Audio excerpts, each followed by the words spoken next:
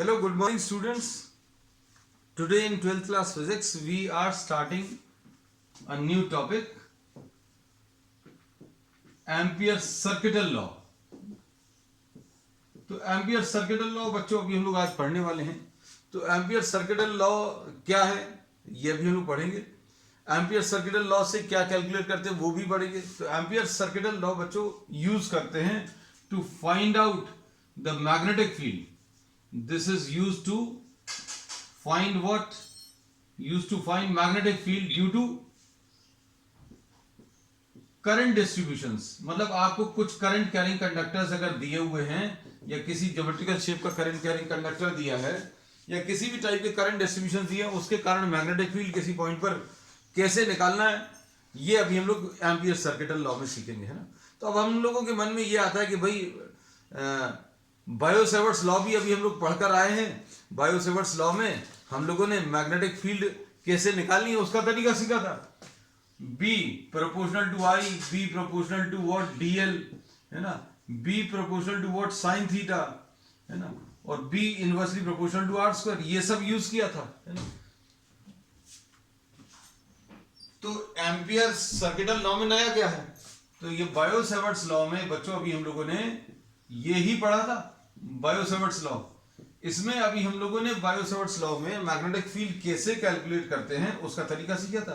आई D L sine theta upon R square, और इसमें अगर इक्वालिटी लगा दें तो म्यू 0/4 पाई आ जाता है ना. तो अभी हम लोगों ने बहुत सारे करंट डिस्ट्रीब्यूशंस के कारण मैग्नेटिक फील्ड निकाली हुई थी. Using this law we have found out what the magnetic field due to a straight current carrying conductor, infinite length, finite length, है ना. बहुत सारे केसेस लिए थे. फिर सर्कुलर लूप के कारण सेंटर पर निकाला था ये यूज करके. फिर एक्सिस पर, सर्कुलर लूप के कारण एक्सिस पर मैग्नेटिक फील्ड कितनी आएगी वो निकाली थी. तो भाई जब मैग्नेटिक फील्ड इससे भी निकल रही है तो इससे क्या नया निकल रहा है? तो इससे भी मैग्नेटिक फील्ड ही निकल रही है, लेकिन मैग्नेटिक फील्ड निकालने का बहुत सिंप्लीफाइड तरीका है. अब इसको ऐसा समझ सकते हैं, ध्यान से सुनना, कि भाई अभी हम लोगों ने इलेक्ट्रोस्टैटिक्स में कूलम्स लॉ पढ़ा, है ना. तो कूलम्स लॉ से अभी हम लोगों को फोर्स मिलता था, फोर्स बिटवीन चार्जेस, और फोर्स निकालने के बाद इसी कूलम्स लॉ के फोर्स के रिलेशन से ही अभी हम लोगों ने इलेक्ट्रिक फील्ड डिफाइन करी थी. कूलम्स लॉ का इस्तेमाल करके, यूज करके अभी हम लोगों ने फोर्स निकाला था, फोर्स बिटवीन चार्जेस, और फोर्स का कॉन्सेप्ट यूज करके इलेक्ट्रिक फील्ड निकाली थी. मतलब कूलम्स लॉ से इलेक्ट्रिक फील्ड निकालते थे. फिर उसके बाद अभी हम लोगों ने क्या किया था, उसी चैप्टर में गॉस लॉ लिया था, है ना. तो गॉस थ्योरम में या गॉस लॉ में हम लोगों ने इलेक्ट्रिक फील्ड निकाली थी, और इलेक्ट्रिक फील्ड निकालने का बहुत सिंप्लीफाइड अप्रोच लिया था. और उसमें अभी हम लोगों ने क्या पढ़ा था कि flux associated with any Gaussian surface will be equal to अंदर का net charge divided by epsilon 0. और इसका यूज करके अभी हम लोगों ने इलेक्ट्रिक फील्ड निकाली थी, है ना. तो इससे इलेक्ट्रिक फील्ड का कैलकुलेशन भी किया था, गॉस लॉ से भी किया था.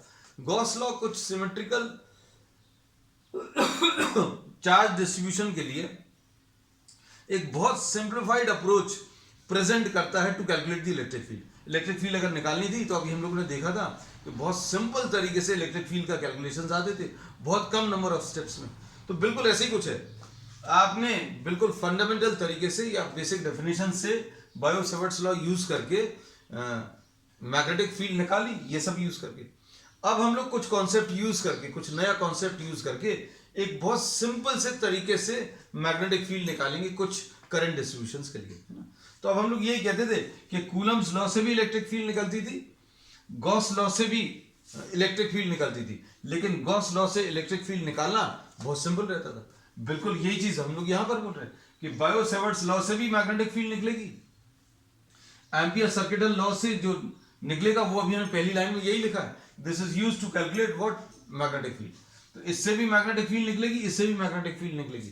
तो डिफरेंस क्या रहेगा, इससे जो मैग्नेटिक फील्ड निकलेगी वो अभी हम लोग बहुत सिंप्लीफाइड अप्रोच से या बहुत सिंपल तरीके से मैग्नेटिक फील्ड कैलकुलेट कर पाएंगे. तो अब हम लोगों ने इतने डिस्कशन में ये सीख लिया कि भाई इससे भी मैग्नेटिक फील्ड निकलती है, इससे भी मैग्नेटिक फील्ड निकलती है, लेकिन इससे मैग्नेटिक फील्ड जो मिलेगी वो बहुत सिंपल तरीके से मिलेगी. तो अब ये कैसे निकालते हैं ये अब हम लोग इसमें पढ़ेंगे. चलो तो स्टार्ट करते हैं बच्चों आज की क्लास. इसमें हम लोग ये कहते हैं कि किसी भी करंट डिस्ट्रीब्यूशन के कारण आपको अगर मैग्नेटिक फील्ड निकालनी है किसी भी पॉइंट पर, जैसे सपोज ये एक पॉइंट है, इस पॉइंट पर आपको मैग्नेटिक फील्ड निकालनी है, करंट डिस्ट्रीब्यूशंस या करंट कैरिंग वायर्स या करंट कैरिंग जो भी कंडक्टर है, जिस ज्योमेट्रिकल शेप में भी, जिस कॉन्फ़िगरेशन में भी करंट पास हो रहे हैं, वो अभी हमने नहीं दिखा रहे, है ना। लेकिन अभी हमने ये बोला कि जो भी करंट यहां पर इस रीजन में एग्जिस्ट कर रहा है कंडक्टर्स में, उसके कारण इस पॉइंट पर मैग्नेटिक फील्ड निकालनी है।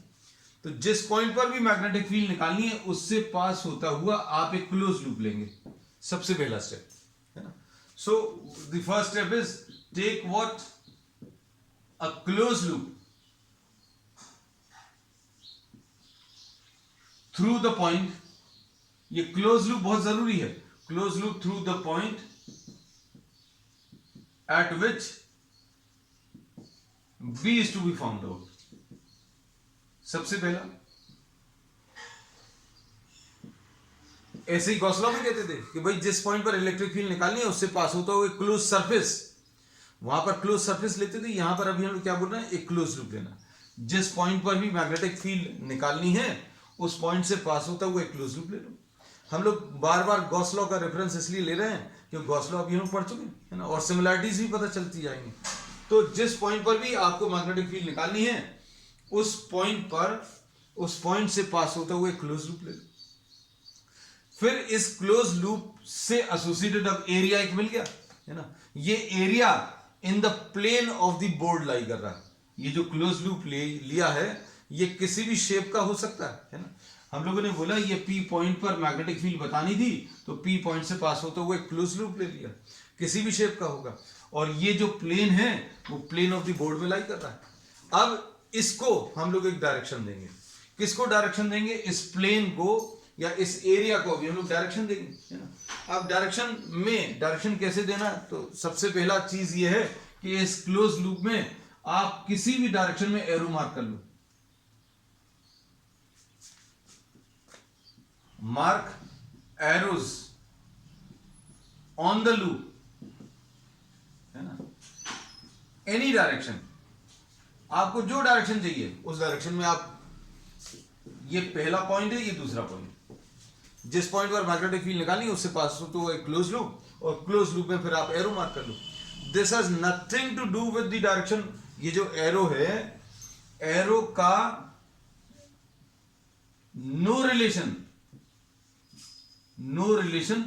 Eight the stage with the direction of what, magnetic field and current. इस स्टेज पर अभी हम लोगों ने बोला करंट तो अभी हमने दिखाया नहीं है, मैग्नेटिक फील्ड भी नहीं बताई हमने, तो सिर्फ ये बोला कि पी पॉइंट पर मैग्नेटिक फील्ड बतानी है, क्लोज लूप ले लो और क्लोज लूप में एक एरो लगा दो, है ना। अब बच्चों ध्यान से सुनना, अब इस लूप का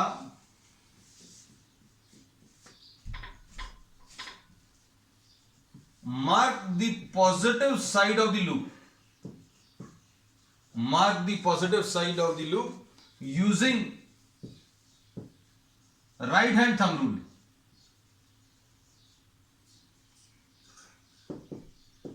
बच्चों ये इसकी अगर आपको रीडिंग करनी है तो एच.सी. वर्मा में बहुत अच्छा दिया हुआ है, concept in physics by H C. Verma, है ना। You can use this as a reference for reading, है ना।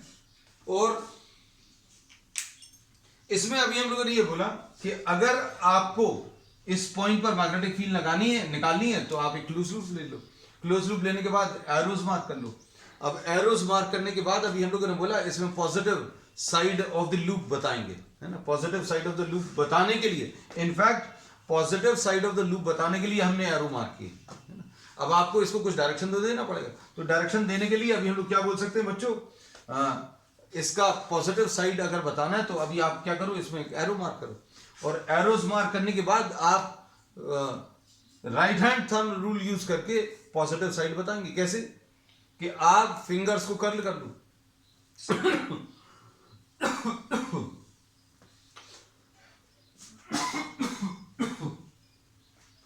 फिंगर्स को आपने कर्ल कर लिया, तो जो direction of the stretch thumb है that will give you the direction of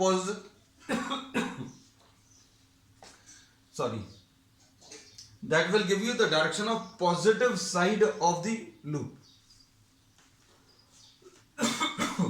mark the positive side of the loop using right hand thumb rule. Curl the fingers in the direction of the arrow. Direction of arrow.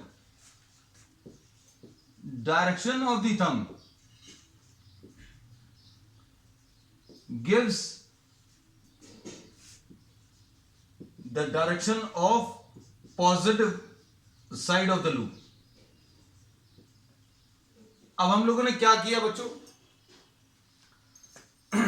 Steps क्या लिए बच्चों, इनको short में अभी हम लोग बताते चलेंगे। सबसे पहली चीज, सबसे पहला P पॉइंट से अभी हम लोग पास होता हुआ एक क्लोज लूप लेंगे। फिर उसके बाद सेकंड स्टेप क्या है, लूप में एरोज मार्क करेंगे। फिर तीसरी स्टेप क्या है, right hand thumb rule use करके positive side of the loop mark कर लेंगे। और इस केस में positive side of the loop for this diagram, for the diagram shown, positive side of the loop is perpendicular to paper and inwards. अंदर की तरफ है। आपने ये कर्ल किया, कर्ल ऑफ द फिंगर्स ऐसा कुछ आया, ये direction of the thumb will give you what, the direction of the positive side of the loop. अब इसमें बच्चों अगर आपने ये P पॉइंट से पास होता हुआ क्लोज लूप अगर ये लिया होता और इसमें एरो ऐसे मार्क किए होते तो क्या होता, इसका positive side of this loop is perpendicular to paper and outwards. बस ये याद रखना, यहां पर positive side of this loop is perpendicular to paper। देखो curl of the fingers arrow के डायरेक्शन में, तो पॉजिटिव साइड जो है थंब से मिलेगा, positive side of this loop is perpendicular to paper and inwards. Steps clear करते जा रहे हैं बच्चों, ध्यान से सुनना, क्योंकि अभी तो हमने लॉ बताया नहीं है, लॉ बताने के लिए बहुत सारी चीजें बतानी पड़ेगी। तो अभी हम लोगों ने इसको एक सिंपल तरीके से और बोल सकते हैं क्या, कि क्लॉकवाइज डायरेक्शन, आप अगर लूप को देखो तो clockwise direction of the arrows of the loop क्या इंडिकेट करेगा, positive direction of the loop is perpendicular to paper and inwards. ठीक है, अब आपको मतलब वो भी नहीं देखना पड़ेगा, कर्ल वगैरह भी लगाने की जरूरत नहीं। क्लॉकवाइज अगर देखा तो पॉजिटिव साइड कहां की तरफ आएगा, अंदर की तरफ, ऐसा भी कह सकते हो, है ना। और एंटी क्लॉकवाइज अगर है,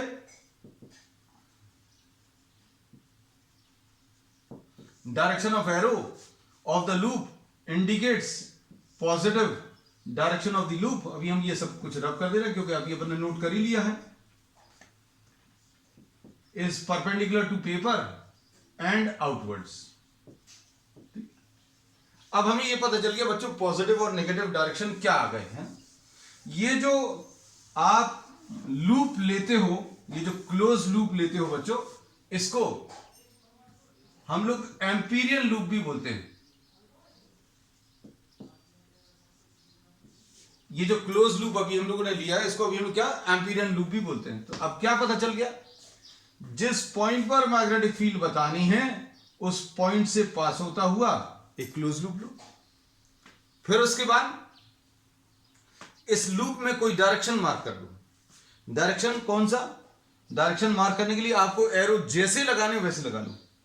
अगर ऐसा एरो लगाया तो इसका पॉजिटिव साइड बताने के लिए हम लोगों ने ये एरो लगाया, तो इसका पॉजिटिव साइड कैसा आएगा, कर्ल ऑफ द फिंगर जैसा आ गया, तो इसका इस लूप का पॉजिटिव साइड, लूप का पॉजिटिव साइड, ये याद रखना, लूप का पॉजिटिव साइड ऐसा रहेगा।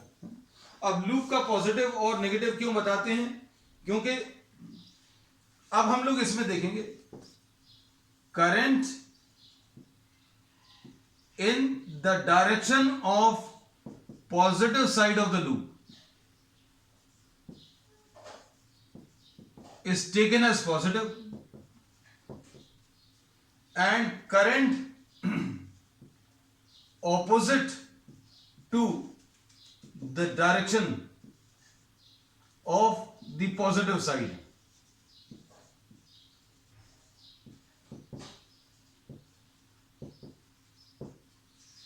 हम लोगों ने ये लूप का पॉजिटिव और नेगेटिव साइड क्यों बताया, उसका कारण अब हम लोगों ने बता दिया कि जो भी करंट लूप के पॉजिटिव डायरेक्शन की तरफ होगा उसको पॉजिटिव लेंगे, जो उसके ऑपोजिट होगा उसको नेगेटिव लेंगे, है ना?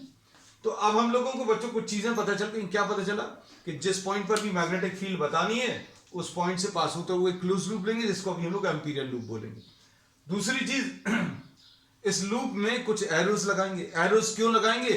क्योंकि लूप में एक पॉजिटिव डायरेक्शन और एक नेगेटिव डायरेक्शन बताएंगे, है ना? तो बच्चों देखो ध्यान से, कल का जो अभी हम लोगों ने सर्कुलर लूप था वही थोड़ा सा यूज कर ले रहे हैं, है ना? कैसा देखो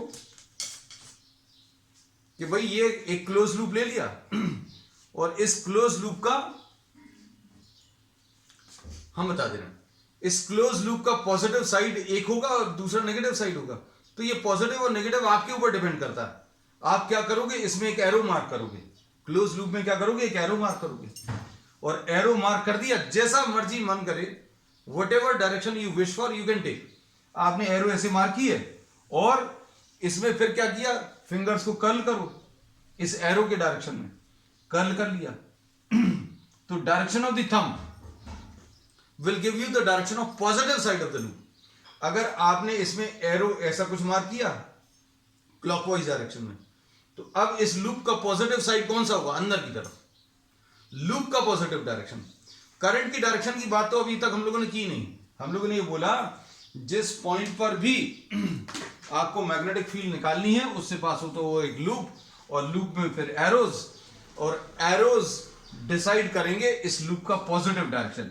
और लूप का पॉजिटिव डायरेक्शन कैसे आएगा, आप फिंगर्स को कर्ल करो एरो की डायरेक्शन में, ये पॉजिटिव डायरेक्शन आ जाएगा। और positive direction of the loop पता चलने के बाद हम लोगों ने सिंपल सी चीज बोली कि लूप के पॉजिटिव डायरेक्शन में अगर करंट है, पॉजिटिव डायरेक्शन जिस तरफ है लूप का उसी डायरेक्शन में अगर करंट है तो करंट को पॉजिटिव लेना। तो current in the direction of positive side of the loop is taken as positive, वरना नेगेटिव ले ली। अब इन सब का अभी हम लोग करने क्या वाले हैं, अब देखो ध्यान से। अब देखो हम लोगों ने धीरे धीरे चीजों को डेवलप कर रहे हैं। अभी हमने पहले तो ये बताया कि पी पर मैग्नेटिक फील्ड निकालनी थी, लूप लिया, लूप में एरोस लगाए, फिर लूप का पॉजिटिव साइड बताया, लूप का पॉजिटिव साइड बताने के बाद करंट पॉजिटिव नेगेटिव बता दिए। अब देखो, अब हम लोग क्या करेंगे बच्चों, ध्यान से सुनना। ये डायग्राम अभी हम रब कर देना, फिर से ड्रॉ कर देना। ये पॉइंट पी है। अब इस पॉइंट पी पर अभी हम लोग क्या करेंगे, इस पी पॉइंट पर मैग्नेटिक फील्ड बतानी है, तो आपने एक क्लोज लूप ले लिया, ठीक, इसको फिर एरो लगा दिए, एरोस लगा दिए बच्चों। फिर पी पॉइंट पर resultant magnetic field, P point पर बच्चों रिजल्टेंट मैग्नेटिक फील्ड मान लो ऐसी कुछ है, पी पॉइंट पर यही तो निकालना है। निकालेंगे कैसा वो अभी हम बता रहे हैं।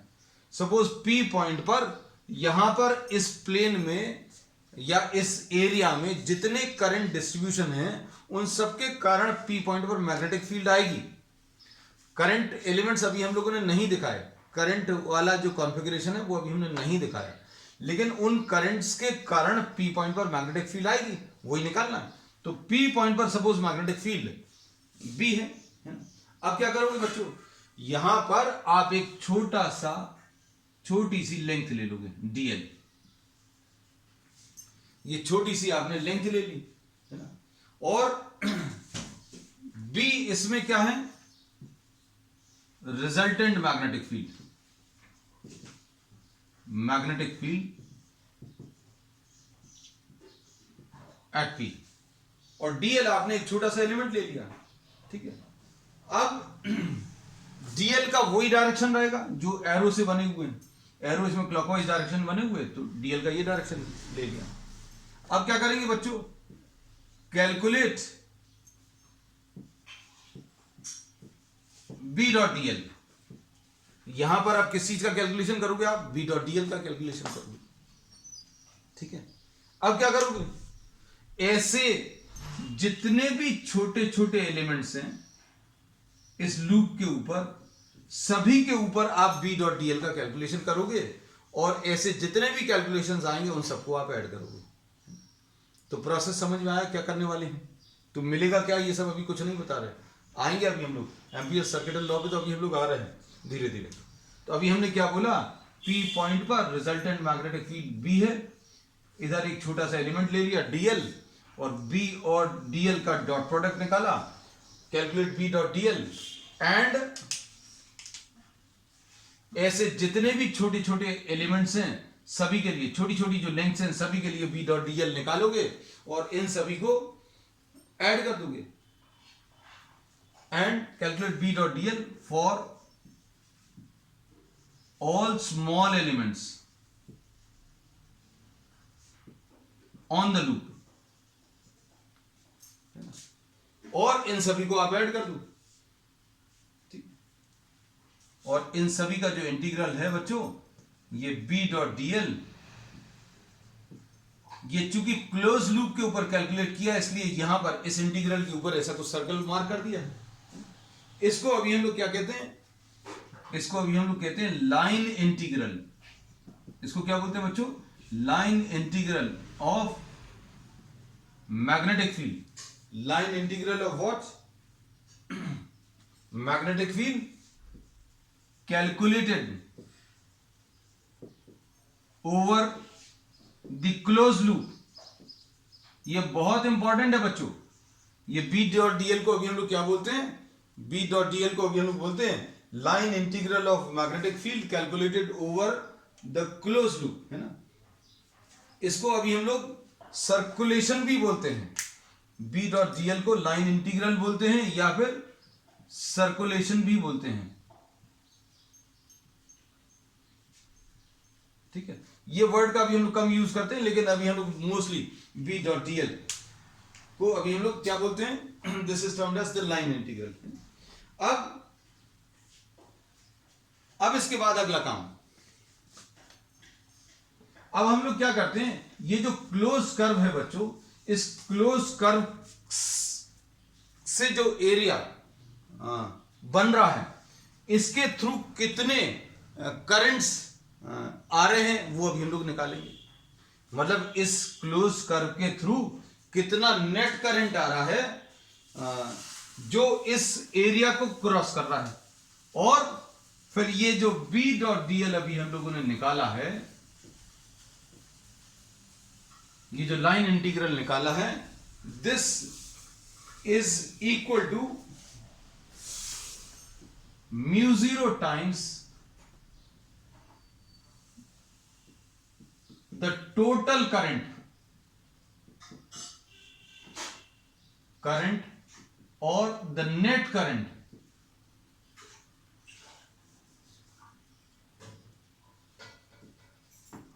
Crossing this given surface.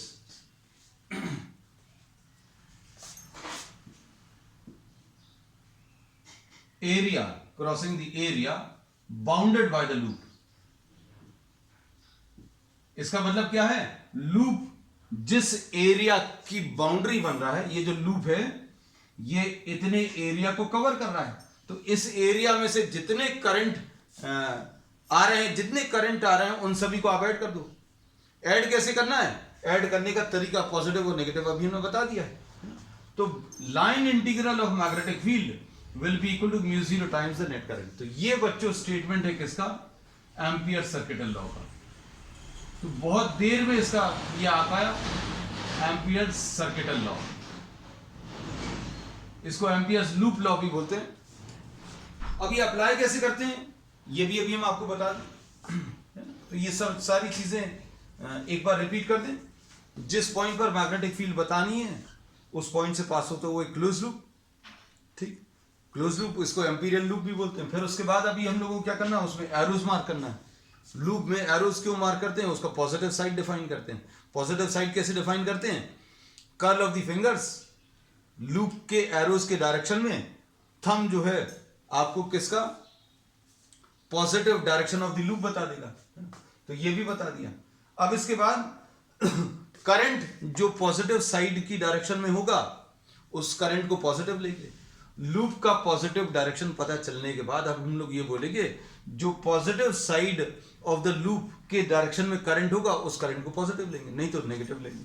फिर उसके बाद आप एक छोटा सा एलिमेंट ले लो और इस पॉइंट पर magnetic field, total magnetic field या नेट मैग्नेटिक फील्ड भी है, यहां पर अभी आप ये स्केलर प्रोडक्ट निकालो। फिर ऐसा ये जो काम B डॉट डी एल का आपने किया है ये पूरे इस क्लोज लूप के लिए निकालो। Calculate B dot D L for all small elements on the loop, और इन सब का एडिशन अभी हम लोग कैसे करते हैं, इंटीग्रल से, और इस इंटीग्रल को अभी हम लोग क्या बोलते हैं, लाइन इंटीग्रल। तो ये लाइन इंटीग्रल किसके बराबर आता है, mu zero times the net current which crosses the area bounded by the loop. Bounded by the loop मतलब वो एरिया जिसका ये लूप बाउंड्री फॉर्म कर रहा है। ये पूरा एरिया, इसकी बाउंड्री क्या है, ये क्लोज लूप। तो इस एरिया से कितने करंट्स क्रॉस कर रहे हैं, नेट करंट, उसको अभी आप म्यू जीरो से के बराबर कर दो या म्यू जीरो से मल्टीप्लाई कर दो, तो mu zero into net current ये B डॉट डी एल के बराबर आएगा, है ना। चलो अब इसको कैसे अप्लाई करते हैं। अब इसमें मेन चीज है बच्चों, ध्यान से सुनना, ये बहुत कम किताबों में बहुत अच्छे से दिया हुआ है ना। इसमें एक कंडीशन है, कंडीशन ये है कि बच्चों कि करंट्स जो हैं वो स्टेडी करंट्स होने चाहिए। मतलब क्या, current should not change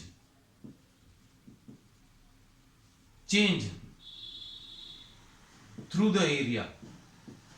current जो है वो चेंज नहीं होने चाहिए, स्टेडी करंट्स के लिए अप्लाई होगा, है ना। अब इसमें एक और कंडीशन है, electric field inside the loop.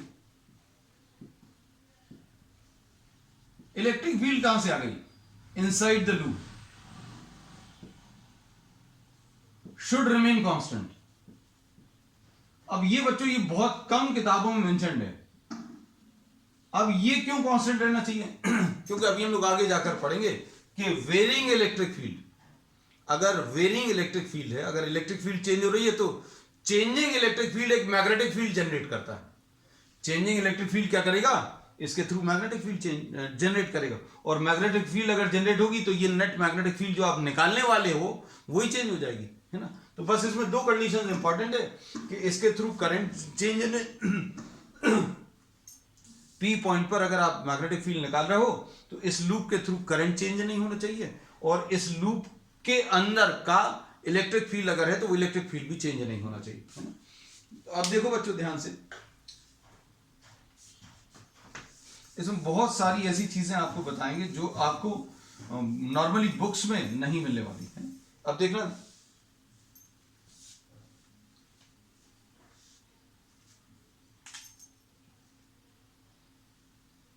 यहां कहीं पर सपोज ये करंट कैरिंग एलिमेंट्स हैं,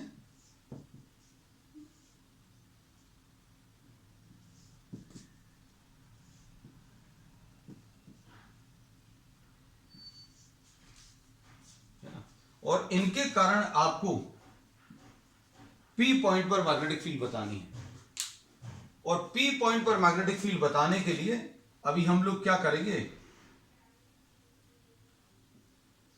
P पॉइंट से पास होता हुआ एक क्लोज लूप ले लेंगे, ले लिया। ये करंट कैरिंग कंडक्टर्स हैं बच्चों, इसमें करंट कैरिंग कंडक्टर है, मतलब ये current perpendicular to the paper है और ये बाहर की तरफ आ रहा है। सपोज इसको अभी हम लोगों ने I1 बोल दिया, ठीक है। ये करंट अंदर की तरफ जा रहा है, इसको I2 बोल दिया। ये बाहर की तरफ आ रहा है, इसको I3 बोल दिया, इसको I4 बोल दिया अंदर की तरफ, ये अंदर की तरफ I5 बोल दिया, इसको अभी हम लोगों ने क्या I6 बोल दिया। क्या करोगे बच्चों, ध्यान से सुनना, इसमें आप इसको लूप को पहले तो पी पॉइंट से पास हो तो वो एक लूप लिया है ना, और इसमें फिर एरो मार्क किया। अब एरो क्या बताएगा, लूप का पॉजिटिव डायरेक्शन। लूप का पॉजिटिव डायरेक्शन कौन सा है, perpendicular to paper and inwards. Perpendicular to paper and कैसा, इनवर्ड्स। तो अब ये पॉजिटिव डायरेक्शन अभी हम लोगों को पता चल गया। तो अब इससे क्या पता चलेगा बच्चों, करंट कौन कौन से पॉजिटिव है। तो जो भी करंट पॉजिटिव डायरेक्शन में है, पॉजिटिव डायरेक्शन अभी हमें पता चल गया अंदर की तरफ, तो कौन कौन सा बच्चों, देखो जो अंदर की तरफ है, तो ये वाला करंट पॉजिटिव रहेगा, और इसमें ये पॉजिटिव रहेगा, ये पॉजिटिव रहेगा। क्यों, क्योंकि ये अंदर की तरफ है और अंदर वाला डायरेक्शन पॉजिटिव है। तो अब हम लोग इसमें कैसा लिखेंगे बच्चों, ध्यान से सुनना, B dot dl will be equal to mu 0 times plus I2 plus I4 plus I5 minus I1। Minus I1 क्यों, क्योंकि पॉजिटिव डायरेक्शन अगर अंदर है तो बाहर वाला ये नेगेटिव आ जाएगा, minus I3 and minus I6। इसका मतलब ये है, ऐसे अप्लाई करते हैं। अब इसमें अगर कोई बाहर है, मान लो एलिमेंट ये बाहर की तरफ ले जा रहा है, तो ये यहां पर नहीं आएगा। टोटल करंट और net current crossing the area, इस एरिया को कौन से वाले करंट्स क्रॉस कर रहे हैं, I1 से लेकर I6 तक। I7 इस एरिया के बाहर है, इसलिए यहां पर I7 और I8 नहीं लेना। I7 and I8 outside are not to be considered।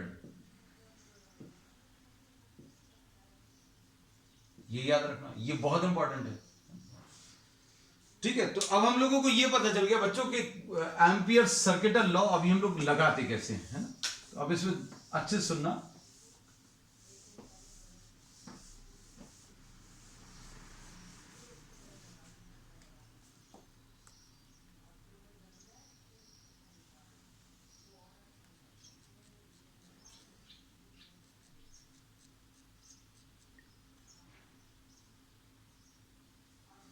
इसमें अभी हम लोगों ने ये बोला कि ये जो रिलेशन है B dot D L is equal to mu 0 times the net current,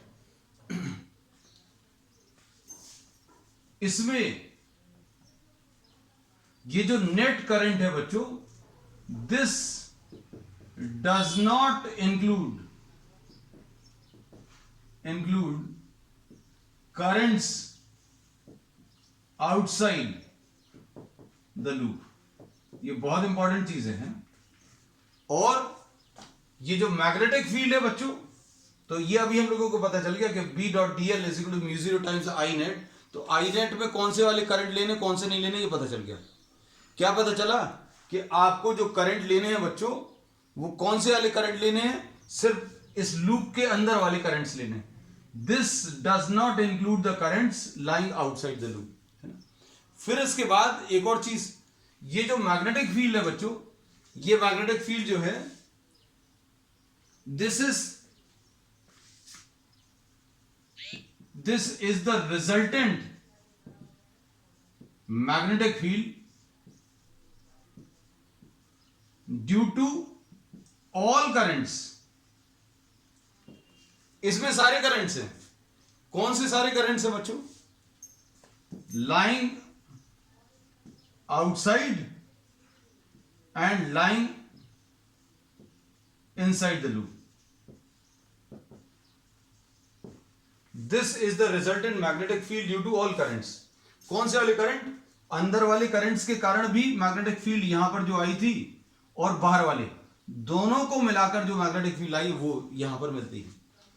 अब ये अच्छे से समझना इस चीज को कि B डॉट डी एल में B जो आएगा P पॉइंट पर, वो किसके कारण आएगा, अंदर वाले के कारण कि बाहर वाले करंट्स के कारण। तो अभी आंसर इसका ये है कि अंदर वाले जो करंट एलिमेंट्स हैं या करंट कैरिंग कंडक्टर्स हैं, और बाहर वाले करंट कैरिंग कंडक्टर्स, दोनों के कारण P पॉइंट पर मैग्नेटिक फील्ड आती है, और ये जो B रिप्रेजेंट कर रहा है ये सारे करंट कैरिंग कंडक्टर्स के कारण है। लेकिन यहां पर जो नेट करंट है बच्चों, वो नेट करंट किसके कारण है? वो नेट करंट सिर्फ अंदर वाले करंट कैरिंग कंडक्टर्स के कारण है। ठीक है, तो बच्चों अब हम लोगों ने आज जो सीखा, क्या चीज सीखा? Ampere circuital law. Ampere circuital law में अभी हमने ये बोला कि जिस पॉइंट पर भी मैग्नेटिक फील्ड लगानी निकालनी है, उस पॉइंट से पास होता हुआ एक एम्पीरियन लूप ले लो और सर्कुलेशन निकालो या लाइन इंटीग्रल निकालो। कैसे निकालोगे? बी डॉट डी एल करके निकालोगे, है ना? और इनको इंटीग्रेट करो और ऐड करो, और this will be equal to mu zero times the net current, है ना? ठीक है, अब इसमें हम लोग एम्पीरियन लूप जो लेते हैं, वो एम्पीरियन लूप सिलेक्ट करने के कुछ टिप्स हैं बच्चों।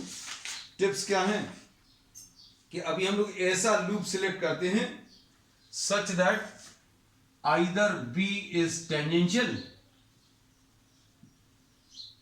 to the loop or B is perpendicular to the loop। B या तो टेंजेंशियल हो या फिर B परपेंडिकुलर हो। अब B अगर परपेंडिकुलर हो तो जो डॉट प्रोडक्ट है बच्चों, B is perpendicular to the loop or B becomes zero। तो अभी हम लोग कहते हैं कुछ ऐसे लूप अभी हम लोग सिलेक्ट करेंगे जहां पर B या तो टेंजेंशियल हो लूप के या फिर परपेंडिकुलर हो लूप के, तो कैलकुलेशंस आसान हो जाते हैं। क्यों आसान हो जाते हैं बच्चों? क्योंकि B into D L into cos zero आएगा, तो कैलकुलेशंस इजी हो जाएंगे। B into D L into cos 90 तो पूरा का पूरा जीरो हो जाएगा। तो दोनों ही केसेस में अभी हम लोग फायदा मिलने वाला है ना। अब इसमें ध्यान से सुनना, एम्पियर सर्किटल लॉ और बायो-सैवर्ट्स लॉ बच्चों, ये दोनों ही रिलेट करते हैं किस किस को? बी और आई को। एम्पियर्स सर्किटल लॉ और बायो-सैवर्ट्स लॉ, ये दोनों बी एंड आई को रिलेट करते हैं, और दोनों में ही अभी हम लोग देखें। अब जैसे ध्यान से सुनना,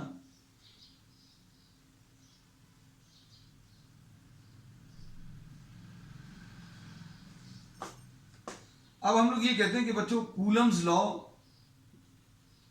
जैसा रिलेट होता है किससे? गॉस लॉ से, वैसे ही कुछ बायो-सैवर्ट्स लॉ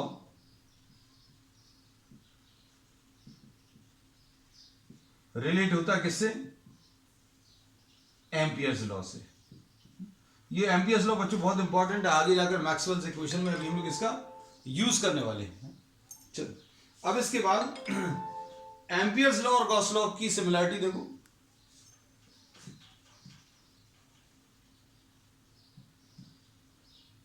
एम्पियर्स लॉ और गॉस लॉ में बच्चों सिमिलरिटी क्या है कि दोनों ही जो है, इसमें एम्पियर सर्किटल लॉ में आप क्लोज लूप लेते हो और गॉस लॉ में एक क्लोज्ड सरफेस लेते हो। यहां पर एम्पियर्स लॉ में अभी आप क्या लेते हो बच्चों? एक क्लोज लूप लेते हो।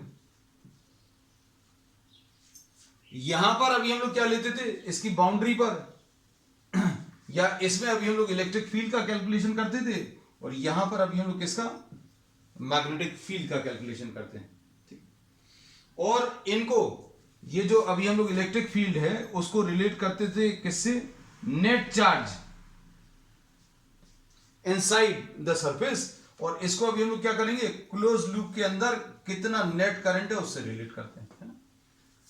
तो बच्चों अब इसके एप्लीकेशन जो हैं एम्पियर सर्किटल लॉ के, वो अभी हम लोग नेक्स्ट टर्न से स्टार्ट करेंगे। आज अभी हम लोग ने सिर्फ क्या एम्पियर सर्किटल लॉ को बहुत डिटेल में एक्सप्लेन किया, बहुत ज़्यादा डिटेल में, बहुत सारी बुक्स में नहीं दिया, है ना? तो अभी आप इसको अच्छे से नोट्स प्रिपेयर कर लेना, क्योंकि ये सारी चीज़ें आपको प्रॉब्लम्स को सॉल्व करने में यूजफुल रहेंगी, है। तो बच्चों आज के लिए इतना ही। Will continue with the applications of Ampere circuital law on the next one. That's all for today.